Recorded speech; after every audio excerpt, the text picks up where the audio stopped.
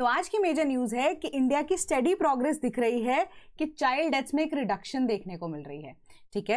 And plastic goods prices to rise, and इसके पीछे का रीजन क्या है इसको डिस्कस करेंगे। एंड भव्य प्लान क्या है उसको भी डिस्कस करेंगे। एंड क्या है इसके अंदर जो सेटअप किए जा रहे हैं industrial parks. Welcome to sleepy classes and current affairs for the date of 2026 19 March को आज हम डिस्कस करेंगे। एंड करंट अफेयर्स होंगे फ्रॉम द हिंदू। तो पहली न्यूज आपकी क्या कहती है, India showing steady progress in reducing child deaths amid slowing global gains. तो ये रिपोर्ट आई है एंड ये रिपोर्ट अगर आप देखोगे तो यहाँ पर यूनाइटेड नेशंस की तरफ से ही आई है ऑन चाइल्ड मॉर्टेलिटी, जो कि अब वेडनेसडे को रिलीज की गई थी, जो कि एक मेजर से आपको ये बात बताती है। टाइटल क्या था रिपोर्ट का पहले देख लो, levels and trends in child mortality, कि जो अंडर 5 डेथ्स ग्लोबली गिर चुके हैं more than half since 2000, since the year which was 2000। However 2015 के बाद से ये पेस जो है वो स्लो डाउन हो चुके हैं 60% के आसपास, ठीक है। यानी कि 2000 जब हमारा साल चल रहा था हाफ हो चुका था चाइल्ड मॉर्टेलिटी रेट, ठीक है, जो कि अंडर 5 ईयर के जो एज ग्रुप है उसकी बात करता है। बट 2015 के बाद ये 60% से जो राइज भी क्या जो रिडक्शन देखने को मिल रही थी 60% से ये स्लो डाउन हो चुकी थी, ठीक है। तो ये चीज आपको बताई जा रही है। बट इंडिया के केस में अगर आप देखो एक स्टेडी प्रोग्रेस देखने को मिल रही है रिड्यूसिंग चाइल्ड मॉर्टेलिटी। कैसे? सस्टेन्ड पब्लिक हेल्थ एफर्ट्स जो कि अब गवर्नमेंट की तरफ से है।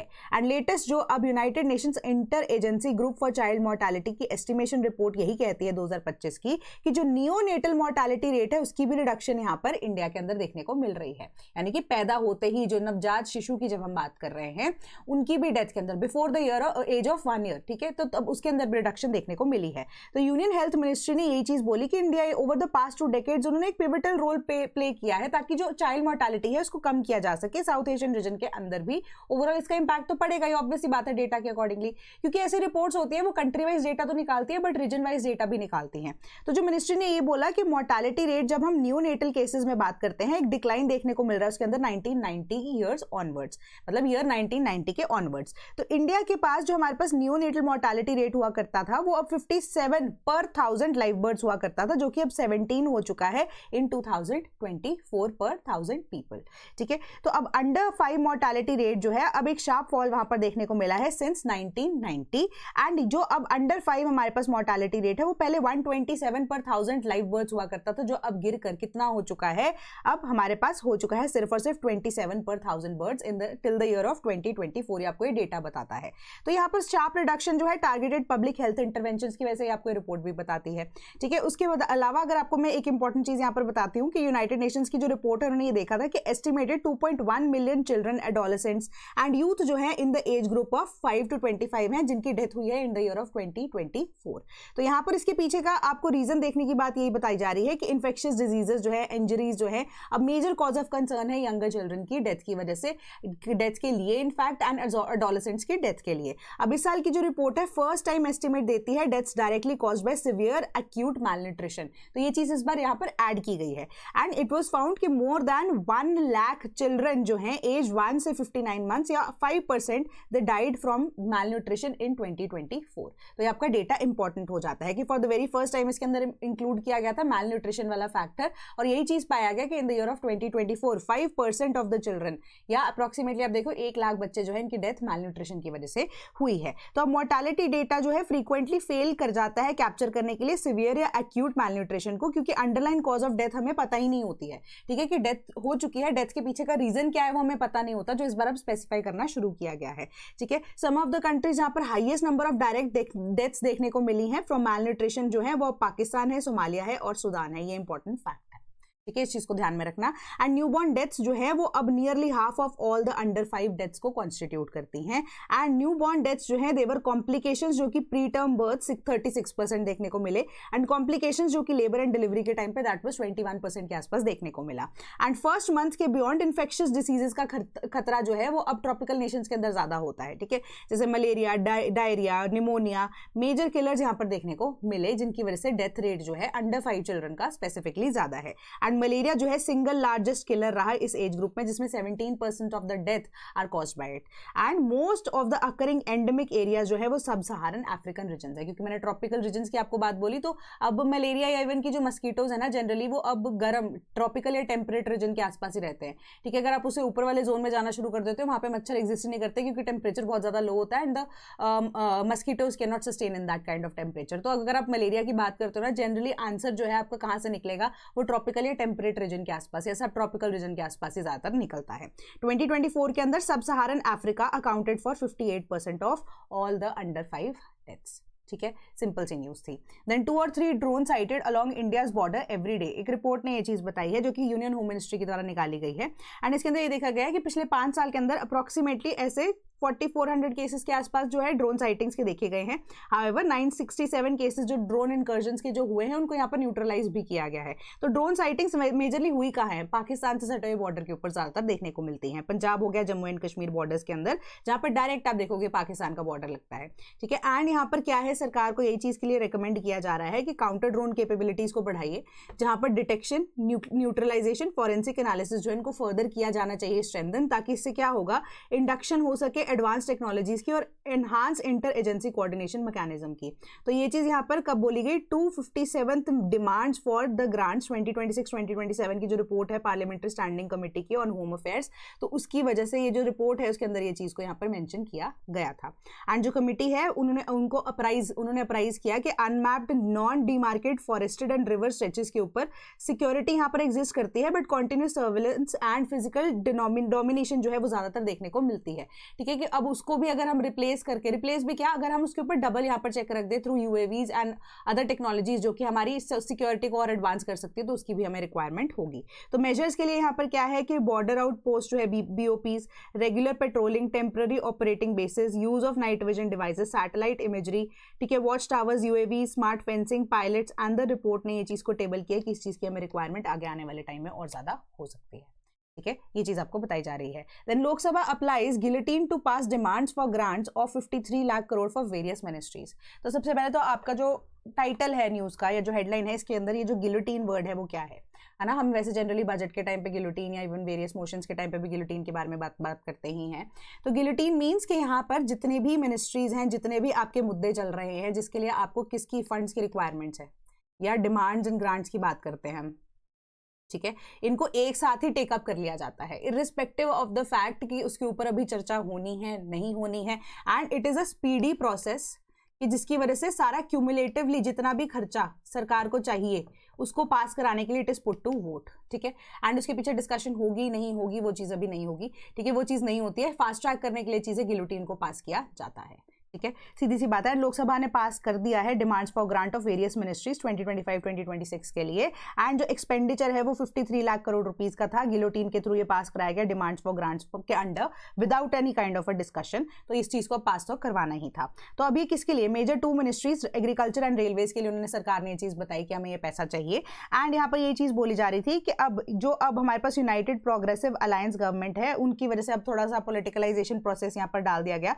बट यहाँ पर हमारे लिए इंपॉर्टेंट यही है कि मेंटेन करना कि न्यू पेस्टिसाइड एंड सीड का बिल जो कि इंप्लीमेंट किया जाना, उन्होंने बोला कि हमें पैसे की रिक्वायरमेंट तब भी होगी क्योंकि क्वालिटी स्टैंडर्ड सीड्स चाहिए, हमें रिलायबल फर्टिलाइजर्स चाहिए and safe and effective pesticides चाहिए फॉर फार्मर्स। तो इस वजह से इन्वेस्टमेंट तो लगेगी ही। तो उन्होंने यहाँ पर ये बोला कि नेचुरल फार्मिंग जो है उसको भी प्रमोट किया जाना है। एंड नेचुरल फार्मिंग जो है अभी आपका जो, क्योंकि सॉइल की जो रिकवरी है वो करनी जरूरी है ना, ऑल्दो हमारे पास केमिकल्स की यूजेज नहीं होगी, बट जो सॉइल ऑलरेडी स्पॉइल्ड है, धीरे धीरे करके नेचुरल फार्मिंग की एडॉप्शन होगी, जो कि अब क्या है रिलेटिवली थोड़ा सा महंगा प्रोसेस है एज कम्पेयर टू करंटली हमारे पास जो फर्टिलाइजर बेस्ड एग्रीकल्चर के अंदर अब जो काम किया जा रहा है सारा का सारा। तो under the national farming mission government ने डिसाइड किया कि अवेयरनेस आउटरीच 1 करोड़ फार्मर्स तक हम ये इन्फॉर्मेशन पहुंचाने की बात करेंगे। तो 18 lakh farmers and gradual expansion की जाएगी। तो इस वजह से 75 लाख हेक्टेयर्स ऑफ लैंड को हम अब चाहते हैं कि नेचुरल फार्मिंग का वो हिस्सा बन जाए। ठीक है, ऑर्गेनिक फार्मिंग का वो हिस्सा बन जाए। तो इस वजह से उसके ऊपर भी खर्चा यहाँ पर होगा। तो अब यहाँ पर ये चीज बोली गई। एंड मिनिमम सपोर्ट प्राइस की भी बात उठी थी, बट अब एक तरह से उसको यहाँ पर नकारा गया, कुछ उसके ऊपर डिस्कशन बेसिकली हुई नहीं। ठीक है, जिसको एक लीगल राइट बनाने की यहाँ पर बात की जा रही थी। एंड सेंटर को अर्ज किया गया ऑपोजिशन पार्टी के द्वारा कि अनाउंस करो एक 50,000 करोड़ का स्पेशल पैकेजेस, ठीक है, एंड डिस्ट्रेस्ड जो सिचुएशन इस टाइम पे फार्मर्स की चल रही है उनके लिए। बट उस चीज़ के ऊपर सरकार ने अभी कोई जवाब यहाँ पर नहीं दिया है। तो यहाँ पर ये चीज़ बोला जा रहा है कि 5,000 रुपीज़ पर इंसेंटिव फॉर अ फार्मर जो कि स्टबल बर्निंग को कर्ब कर रहे हैं उनके लिए भी पास किया जाना चाहिए। कोई इंसेंटिव उनके पास हो तभी तो वो स्टबल बर्निंग को बंद करेंगे। ठीक है, तो ये सारे जो ऑपोजिशन ने आइडियाज दिए कि सरकार को क्या चीज़ किया जाना है। बट मेजरली अगर आप देखो तो एग्रीकल्चर में नेचुरल फार्मिंग के लिए, ऑर्गेनिक फार्मिंग के लिए अगर हम देख रहे हैं, या बेटर यूज ऑफ फर्टिलाइजर्स, क्योंकि हमारे पास जो मिशन चल रहे हैं उसके अकॉर्डिंग अकॉर्डिंगली, प्लस जो रेलवेज के लिए ये पैसा जो है 53 lakh crore rupees under guillotine pass करा दिया गया without any kind of debate. Then supreme court asked Bengal if ED should merely watch as CM disturbs IPAC search. तो ये बेसिकली अब इतनी न्यूज इंपॉर्टेंट नहीं है, बस आपको इतना यहाँ पर बताना चाहिए। आर्टिकल 32 हम बेसिक डिस्कस भी करते हैं कि हमारी रिट्स की बात करता है ना, रिट्स की बात करता है फॉर सुप्रीम कोर्ट ओनली। तो 5 तरह की हमारे पास रिट्स होती हैं।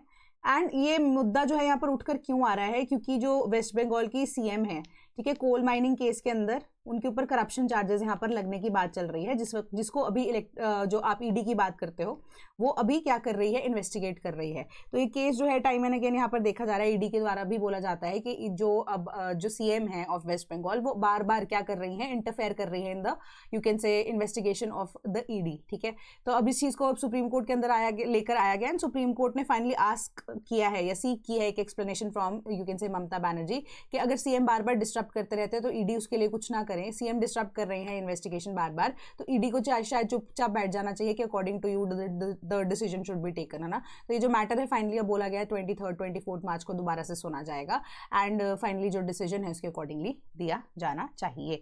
Then China bound Russian oil tanker diverted to India. तो नाम क्या है इसका, एक्वा टाइटन, जो कि 7.7 लाख बैरल्स ऑफ क्रूड लेकर आ रहा है एंड उसने यू टर्न लिया है साउथ ईस्ट एशिया से ताकि वो मैंगलोर पोर्ट को फ्राइडे पे पहुंच सके। ठीक है, तो कहने का यहाँ पर यही मतलब है कि ये जो अब फ्लीट है ना, जो ये अब क्रूड ऑयल को लेकर जा रही थी, ये ओरिजिनली अब रशिया से चाइना की तरफ जानी थी एंड मिड रास्ते के बीच में ही इन्होंने यू टर्न लिया ताकि ये मैंगलोर पोर्ट पे इंडिया तक ये क्रूड ऑयल की सप्लाई पहुंचा सके। एंड रशिया की ही सप्लाई सिंस 30 डेज के लिए अब एग्जेम्पशन इंडिया को मिली है फ्रॉम यूएस से। ठीक है, ताकि किसी भी तरह का टैरिफ जो है इंडिया को ना मिले, नेशनल इंटरेस्ट जो है इंडिया अपने क्रूड ऑयल के एंड रिलेटेड प्रोडक्ट्स के यहाँ पर फुलफिल कर सके, है ना, ये चीज़ हो रही है। एंड मोस्ट इंपॉर्टेंटली जब हम टाइटन की बात करते हैं, एक्वा टाइटन की, it is a part of the dark fleet.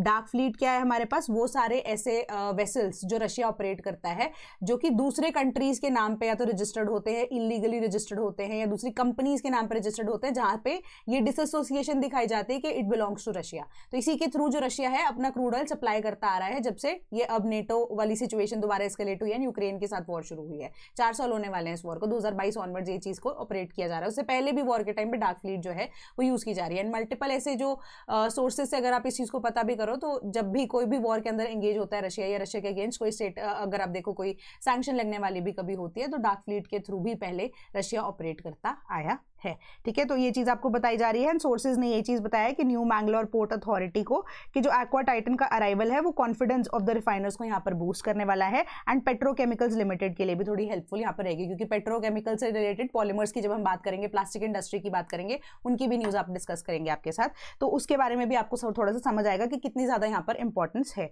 ठीक है, तो Urals crude oil, Ural mountains जो है ना, यूरल्स का क्रूड जो है वहां से आ रहा है रशिया से एंड ये चीज आपको यहाँ पर बताई जा रही है। एंड जो रशियन यूरल्स क्रूड है वो सिंगल पॉइंट मूरिंग अब के साथ आप कह सकते हो कि अब वो पहुंचने वाला न्यू मैंगलोर पोर्ट के अंदर। एंड स्पेसिफिकली अब ये जो अब आप कह सकते हो शिप जो ओरिजिनेट कर रही थी प्रिमोस से, यूजुअली अब एक रूट लेकर आती है सुएज कैनाल से इंडिया के वेस्ट कोस्ट तक पहुंचने के लिए, अरेबियन सी, बट जो शिप है वो टैकल कर रही थी वेबसाइट एक्विसिस एंड इसी वजह से एक्वा टाइटन जो है वो नॉर्थ यूरोप वाले रीजन के अंदर देखी गई थी एंड वेस्ट यूरोप वाले रीजन के अंदर जनवरी के अंदर देखी गई थी, साउथ एशिया के अंदर मल्टीपल साइटिंग जो है इसकी यहाँ पर देखी गई थी। बट अब ये जो डार्क फ्लीट है उसका पार्ट है, ये चीज़ तो पता लग गई है। बट धीरे धीरे करके इंडिया की जो इंडस्ट्री है, इंडिया की जो रिक्वायरमेंट है क्रूड ऑयल की, वो अब फुलफिल होती जा रही है and more crude oil will be delivered to India either by Russia और other by you can say कि हमारी जो सऊदी की तरफ से जो क्रूड ऑयल है वो भी यहाँ पे भेजा जा रहा है। कि जो क्लोजर हो रहा है पर्शियन गल्फ का, सऊदी अरेबियन क्रूड जो है it is now being diverted to the Yanbu port, जो कि अब आप हाउस करता है किंग फहाद को, इंडस्ट्रियल पोर्ट को इन द रेड सी। तो रेड सी वाले रूट से अब इसको लॉन्गर रूट से इंडिया की तरफ यहाँ पर भेजा जाएगा। ठीक है, तो अब सोर्सेज ने यही बोला है कि यानबू जो कि located on the western coast of Saudi Arabia, ठीक है, और has east west petroline terminal also, उसके थ्रू यहाँ पर जो गल्फ ऑफ जो स्ट्रेट ऑफ हॉर्मुज है उसको बाईपास करके इसको भेजा जा सकता है टुवर्ड्स अरेबियन सी या टुवर्ड्स इंडिया। तो इसी वजह से एक ऑयल टैंकर जो कि 1.36 लाख टन ऑफ क्रूड लेकर यानबू से निकला है वो भी इंडिया पहुंचेगा। ठीक है, एंड एक और क्रूड ऑयल वाला टैंकर जो है वो भी यानबू से होकर निकला है, वो भी इंडिया तक पहुंचेगा। एंड फाइनली यहाँ पर ये चीज़ है कि रिफाइनर जो कि इंस्टॉल्ड कैपेसिटी रिफाइनरी की 18.2 million ton of crude oil पर एनम की रफली requires about 1.5 million ton of crude a month. Refining processes के लिए, ठीक है। तो इसी वजह से अब यहाँ पर 2 ऐसे टैंकर्स जो हैं वो हैंडल किए जा चुके हैं एंड और जो क्रूड ऑयल है वो इंडिया की तरफ सप्लाई यहाँ पर भेजी जा रही है। एंड जो कॉन्फ्लिक्ट है वो ऑब्वियस सी बात है, आपको ये चीज़ बताता है कि LPG हो गई, ठीक है, कार्गो चार्जेस हो गए वो भी बढ़ गए थे, एंड वेसल हैंडलिंग के चार्जेस बढ़ गए थे, इंश्योरेंसेस बढ़ गई थी। LPG टैंकर जो शिवालिक है, it was suppose to arrive at new Mangalore ports with 26,000 tons of LPG, ठीक है। तो इसी वजह से वेव ऑफ किया गया है पोर्ट के द्वारा कि 50 लाख कार्गो चार्जेस रुपीज़ जो है वो वेव ऑफ भी की जाएंगे। तो इस वजह से सरकार को यहाँ पर जरूर नुकसान होता हुआ नजर आ रहा है, बट जो सप्लाई है, क्योंकि हमारे पास एसेंशियल कमोडिटी की ही ये पार्ट है, क्योंकि हमारी इंडस्ट्री जो है उसकी ग्रोथ या इकोनॉमिक ग्रोथ जो हमने पहले भी डिस्कस की थी वो कम ना हो जाए, इसी वजह से यहाँ पर सरकार पूरी कोशिश कर रही है।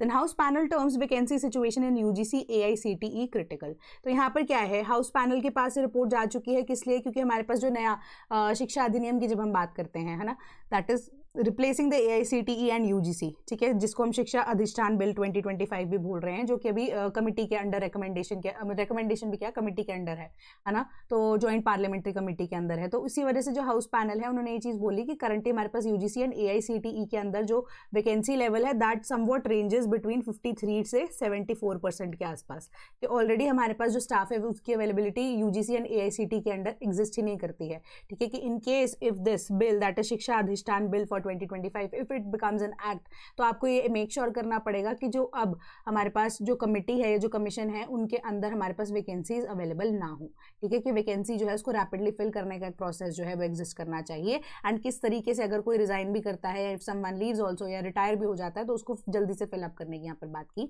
जा रही है। सिंपल सी ये बात थी। Then Lok Sabha extends term of panel examination for the simultaneous polls. तो साइमल्टेनियस पोल्स मतलब वन नेशन वन इलेक्शन की बात की जा रही थी, है ना। तो अब लास्ट जब दिसंबर के अंदर यहाँ पर बात चल रही थी, तो एक्सटेंशन जो है वो पैनल को अभी मना किया जा रहा था कि नहीं दी जाएगी, बट अभी के लिए अगर आप देखो कि एक्सटेंड किया जा रहा है, ठीक है, पैनल को, कि कमेटी, पार्लियामेंट्री कमेटी जो कि एम कर रही है, एग्जामिन कर रही है बिल जो कि इंट्रोड्यूस करना चाहता है simultaneous elections Lok Sabha and state assemblies की, उसको एक्सटेंड कर दिया गया था वंस अगेन ऑन वेडनेसडे। तो ये जो टेन्योर है ऑफ द पैनल वो अब senior BJP MP PP Chaudhary के द्वारा लीड किया जा रहा है, तो थोड़ा सा इसको ध्यान में रख लेना। And simultaneous polls bills and the constitutional amendment हमारे पास कौन सी होगी, 129 अगर ये हो जाता है बिल 2024 यूनियन टेरिटरीज एंड आप कह सकते हैं लॉज अमेंडमेंट बिल 2024 इंट्रोड्यूस किया गया था दिसंबर 2024 के अंदर ही, एंड लोकसभा ने इसको पार्लियामेंट्री स्क्रूटनी के लिए भेजा था। तो ये 39 मेंबर मल्टी पैनल जो है अब 17 मीटिंग्स कर चुका है, बट उसके बाद भी कोई फाइनल डिसीजन इसके ऊपर नहीं आ रहा है। एक और बार इसको एक्सटेंशन यहाँ पर दे दी गई है। तो अब कौन कौन से मेंबर्स इसका पार्ट हैं, तो अब they have been before the panel, तो इसका नाम एक बार थोड़ा सा इनके गो थ्रू कर लेना, वैसे I don't think it is required. तो रिडक्शन ऑफ द पर्सनल के EEC PM ने रिलीज की थी वर्किंग पेपर, जिसके अकॉर्डिंगली बोला था कि estimating the reduction in personnel polling personnel deployment under the simultaneous elections. तो number of people they must also be मतलब डिक्रीज, कि अगर हम एक इलेक्शन यहाँ पर करते हैं, वन नेशन वन इलेक्शन करते हैं, तो हमें पर्सनल्स की रिक्वायरमेंट भी 28% के आसपास से कम हो जाएगी, क्योंकि इलेक्शन में जो ड्यूटीज़ लगती हैं वो अगर लेजिस्लेटिव असेंबलीज की इलेक्शन है तो अलग ड्यूटी लग रही है, अगर वन नेशन वन इलेक्शन के बेसिस पे अगर हम देखें लोकसभा के इलेक्शंस अलग से हो रहे थे पहले, ठीक है, अगर दोनों इलेक्शंस एक टाइम पे होते हैं तो 28% से हमें जो वर्कफोर्स की रिक्वायरमेंट होती है वो कम हो जाएगी। तो ये एक वर्किंग पेपर ने हमें इन्फॉर्मेशन दी थी कि वर्किंग पेपर ने ये भी चीज़ बोली कि साइमल्टेनियस पोल्स जो हैं around 1.4 crore personal days of polling officials जो हैं over a 5 year election cycle जो है वो उसको कम कर देंगे। एंड उन्होंने बोला कि 2 दिन जो है each required for their training and deployment, उसको भी यहाँ पर कम किया जा सकता है अगर 28% के अकॉर्डिंगली हम डेटा को निकाल के देखें। Then Modi Kuwait crown prince discussed West Asia over call, ठीक है। तो यहाँ पे यही है कि प्राइम मिनिस्टर नरेंद्र मोदी की टेलीफोनिक कॉन्वर्सेशन हुई इवॉल्विंग सिचुएशन वेस्ट एशिया के अंदर, एंड क्राउन प्रिंस जो कुवैत के हैं शेख शबा अल खालिद अल हमीद अल मुबारक, ठीक है, अल सबा, इनके साथ जो इनकी मीटिंग है उन्होंने यहाँ पर ये बोला है कि हमें पीसफुल तरीके से यहाँ पर स्ट्रेट ऑफ हॉर्मूज को वापस से खुलवाना चाहिए, डिप्लोमेटिकली जो ये इशू है इसको सॉल्व किया जाना चाहिए ईरान के अंदर जो चल रहा है, एंड USA एंड इसराइल के साथ उनका जो इशू चल रहा है, कि this is not the correct way. And ऊपर से सबसे बड़ी बात यही है कि PM मोदी ने स्पेसिफिकली इस कॉन्टेक्स्ट में भी बात की कुवैत से, क्योंकि इंडियन डायस्पोरा जो है कुवैत के अंदर काफ़ी ज़्यादा काम करती है ना, तो उनकी जो सेफ्टी एंड सिक्योरिटी की अपडेट लेने के लिए उनकी ये बेसिक इन्फॉर्मेशन थी कि जो इंडिया के लोग हैं वहाँ पर सेफली रह रहे हैं एंड कोई ऐसा जान माल का खतरा तो नहीं है। अगर इवैक्यूएशन प्रोसेस जो है अगर चाहिए भी होगा तो Indian government will vouch for the you can say Kuwait government also, दोनों मिलकर हो सकता है इवैक्यूएशन प्रोसेस को कैरी आउट करें अगर आगे सिचुएशन खराब होती है तो। Then centre tells airlines to curb extra fees for seat selection, तो यहाँ पर ना सेंट्रल गवर्नमेंट जो है वो डिपार्टमेंट या ऑफ सिविल एविएशन के भी थोड़ा सा पीछे या एयरलाइंस के पीछे भी थोड़ा सा स्ट्रिक्ट यहाँ पर बैरियर लगाकर चल रहे हैं। तो उनका मेजर आइडिया यहाँ पर यही है कि कोई भी जब आप एयरप्लेन की टिकट को बुक करते हो तो उसके अंदर अगर कोई भी ऐसी फैमिली है या कोई ग्रुप है, उनको अगर एक साथ सीट्स चाहिए होती है, कई बार वो अवेलेबल नहीं होती है, वही सीटिंग सिलेक्शन अगर उनको चाहिए होता है कि साथ में बैठना पड़ रहा है, ठीक है, तो इस वजह से क्या होता है आपको एक्स्ट्रा चार्जेस जो है वो पे करने पड़ते हैं। तो सरकार ने यहाँ पर ये चीज़ बोला है कि 60% ऑफ द सीट्स जो है वो वेकेंट छोड़ी जानी चाहिए एंड 40% पे आप चार्जेस लगा लो जो एक्स्ट्रा आप कमा रहे हो। बट ये जो 60% सीट्स हैं फॉर द फैमिली हो गया या कोई ओल्ड एज कपल हो गया या कोई भी जिनको रिक्वायरमेंट होती है, तो ये एक्स्ट्रा एडिशनल फी जो आप चार्ज करते हो ना 200 300 400 500 रुपये, डिपेंड्स अपॉन द अवेलेबिलिटी के उसके अकॉर्डिंगली जो आप ये चार्जेस करते हो, इस चीज़ को यहाँ पर अलाउ नहीं किया जाना चाहिए कि 60% ऑफ द सीट्स जो है वो एम्प्टी यहाँ पर छोड़ी जाएंगी जिनके ऊपर कोई भी चार्जेस नहीं लगाए जाएंगे। तो अर्जेंटली इंटरवेंशन हुई है क्योंकि एक जो प्ली है it was filed by social activist and उसके बाद उन्होंने ये बोला कि स्टैब्लिश किया जाना चाहिए एक रोबस्ट एंड इंडिपेंडेंट रेगुलेटर जो कि ट्रांसपेरेंसी एंड पैसेंजर प्रोटेक्शन की बात करता है across the civil aviation sector. And यही प्ली के अंदर उन्होंने बोला था कि जो स्टेट है या जो गवर्नमेंट है उनका इनएक्शन देखने को मिलता है इन रेगुलेटिंग द फेयर एल्गोरिदम्स, जिस वजह से मनचाहा जो पैसा है वो सिविल एविएशन वाले कमा रहे हैं। एंड कैंसिलेशन पॉलिसीज या पॉलिसी की service continuity and grievance mechanism जो है वो अब एक तरह से थोड़ा सा आपका जो कह सकते हो ट्रस्ट है in the civil aviation sector या एविएशन सेक्टर ऑल्सो, वो थोड़ा सा कम करता नजर आता है। And people they do not get a better you can say experiences की वजह से वापस से ट्रैवल करना चाहेंगे, ठीक है, जो कि अभी सरकार नहीं चाहती है क्योंकि under the Udan scheme various other missions, Udan scheme के under various other steps have been taken ताकि उड़े देश का आम नागरिक, क्योंकि अब सस्ते में वायबिलिटी गैप फंडिंग के थ्रू द सरकार और द गवर्नमेंट वांट्स के इजीली जो कनेक्टिविटी है last mile connectivity through you can say airlines also that can be possible. Then centre offers 10% additional LPG to states UTs that fast track CGD network. CGD network क्या है? City gas distribution network, ठीक है। तो अब यहाँ पर यही है हमारे पास LPG की जो कमी है देखने को मिल रही है क्योंकि हमारी import dependency approximately 60% of the demand को हमारी केटर करती है ना। इंपोर्ट बिल भी हमारा बढ़ रहा है, हमने लास्ट देखा था कि हमारा इंपोर्ट बिल जो है वो $4 बिलियन के आसपास हो चुका है। LPG की और ज़्यादा अगर हम इंपोर्ट कर रहे हैं इस टाइम पे तो इंपोर्ट बिल और ज़्यादा बढ़ेगा। इन एक्सपोर्ट्स जो हैं वो रिलेटिवली हमारे यहाँ पर कम हुए हैं, है ना। When it comes to merchandise also, merchandise के केस में ज़्यादातर, सर्विस सेक्टर स्टिल थोड़ा सा बेटर रहा है यहाँ पर performance wise.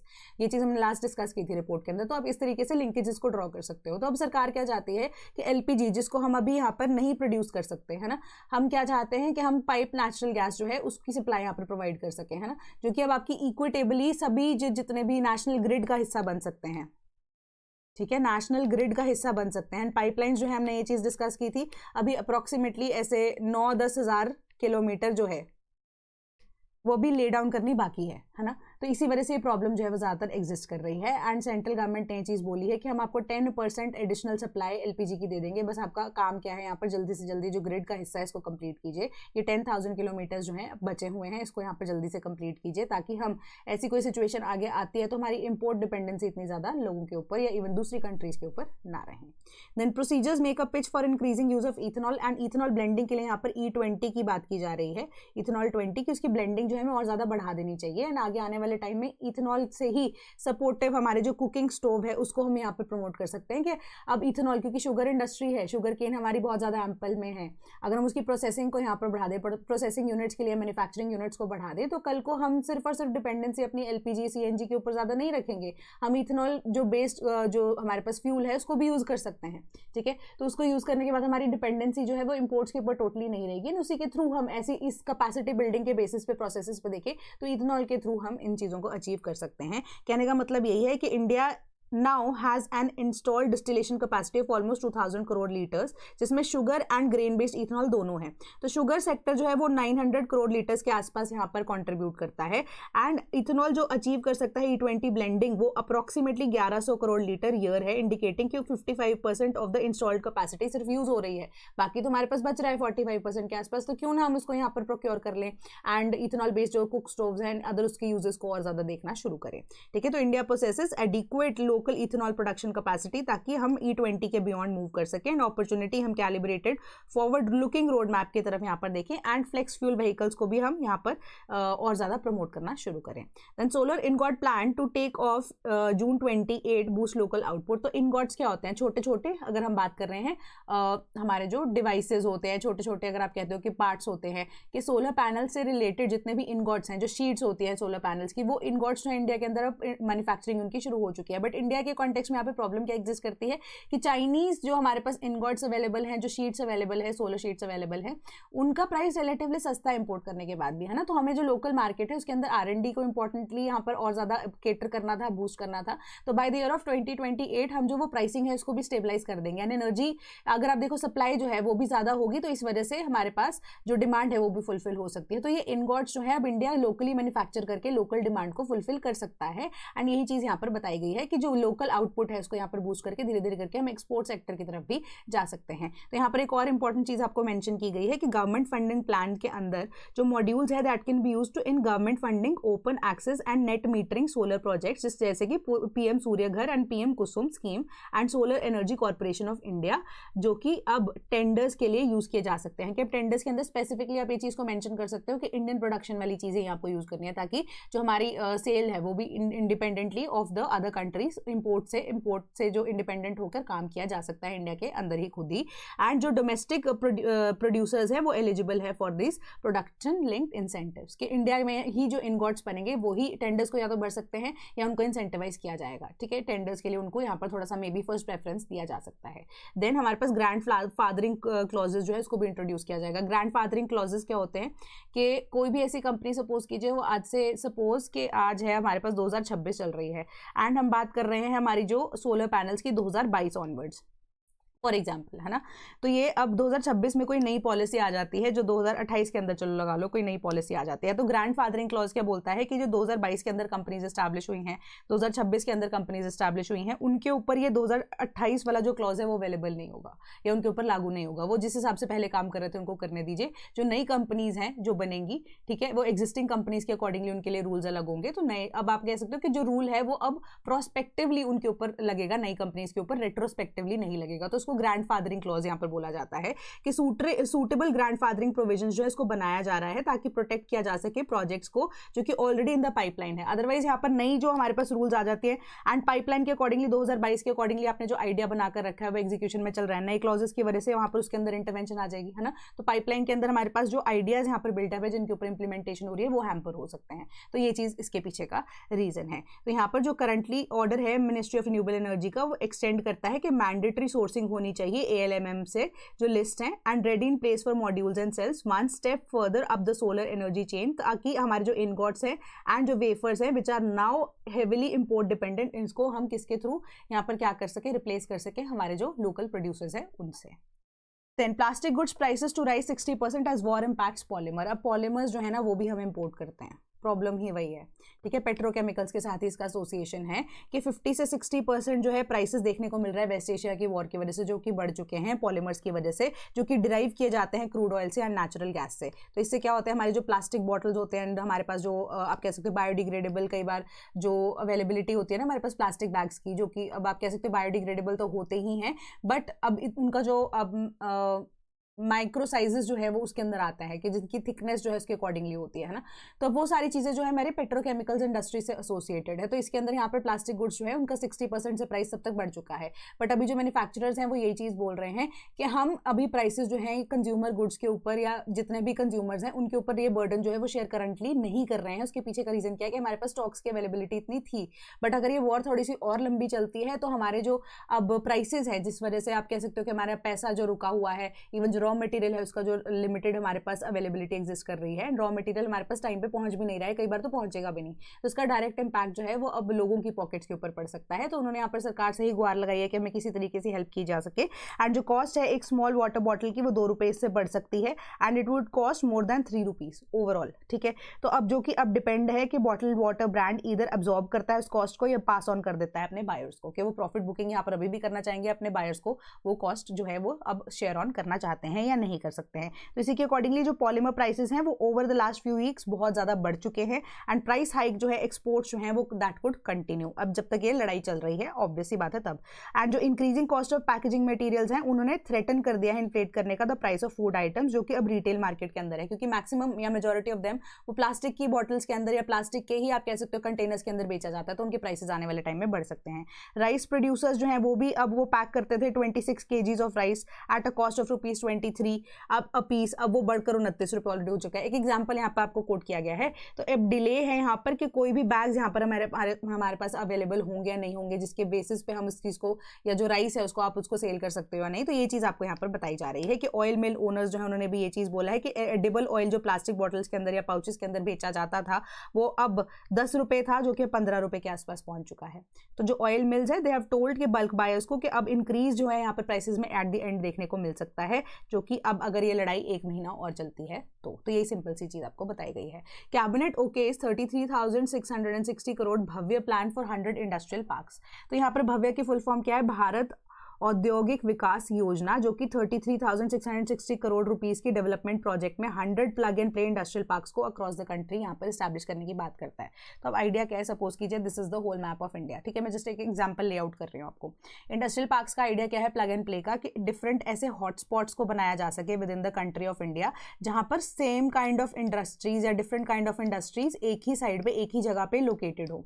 And the reason behind that is कि इससे क्या होगा कि हमारे रिसोर्सेज जो है वो शेयर्ड होंगे। सपोज कीजिए कोई IT की कंपनी है, ठीक है, आईटी कंपनी है, यहाँ पे कहीं पे मैन्युफैक्चरिंग सेक्टर्स या आईटी कंपनी का ही एक हब बन गया, ये मैन्युफैक्चरिंग सेक्टर का हब बन गया। इससे क्या होगा, हमारे रिसोर्सेज जो है वो शेयर्ड होंगे, ठीक है। हमारे पास जो रिक्वायर्ड आप कह सकते हो कि रॉ मटेरियल है, ठीक है, रॉ मटेरियल की रिक्वायरमेंट अगर होगी भी आईटी के अंदर, उसको आप एक ही टाइम पे सप्लाई कर सकते हो। तो इससे क्या होगा, आपका ट्रांसपोर्टेशन कॉस्ट जो है वो बच सकते हैं, है ना। तो ये आईटी हब्स के थ्रू अब आपके पास ये अपॉर्चुनिटी रहती है कि आप इन्वायरमेंटल सस्टेनेबिलिटी को भी ध्यान में रख सकते हैं, प्लस आप हब्स को भी क्रिएट कर सकते हैं। तो जॉब अपॉर्चुनिटीज जो है वो भी है, उसके आसपास वाला एरिया जो है वो भी डेवलप हो सकता है, ठीक है। तो यही रीजन है, इस वजह से 100 ऐसे और इंडस्ट्रियल पार्क्स को बाय द ईयर ऑफ 2032 बनाने की बात की जा रही है under the Bhavya scheme. And ये जो पार्क है वो नए बेंचमार्क्स को, इंडस्ट्रियल इंफ्रास्ट्रक्चर को इंश्योर करेंगे, रिलायबिलिटी एंड एफिशिएंसीज जो पहले थी उसको रिड्यूस करेंगे, एनहांस करेंगे productivity across various other sectors. तो department for promotion of industry and internal trade secretary जो है उनकी तरफ से स्टेटमेंट आई है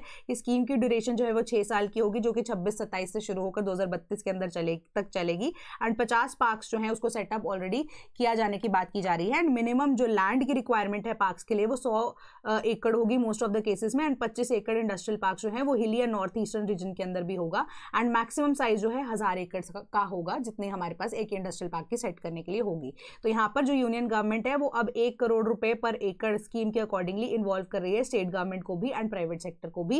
एंड ये भव्य जो है, अब बेसिक आइडिया क्या है, रेगुलेशन जो है, ईज ऑफ डूइंग बिजनेस है, स्ट्रीमलाइन करना चाहती है अप्रूवल्स को, इफेक्टिव सिंगल विंडो सिस्टम्स को इंट्रोड्यूस किया जा रहा है, और इन्वेस्टर फ्रेंडली रिफॉर्म्स को by the state governments also inculcate करने की बात कह रही है, ठीक है। आपकी सिंपल सी न्यूज थी। Then CCI gets 1719 crore rupees to pay the support price. तो यहाँ पर फंडिंग किसको दी जानी है, कॉटन के लिए।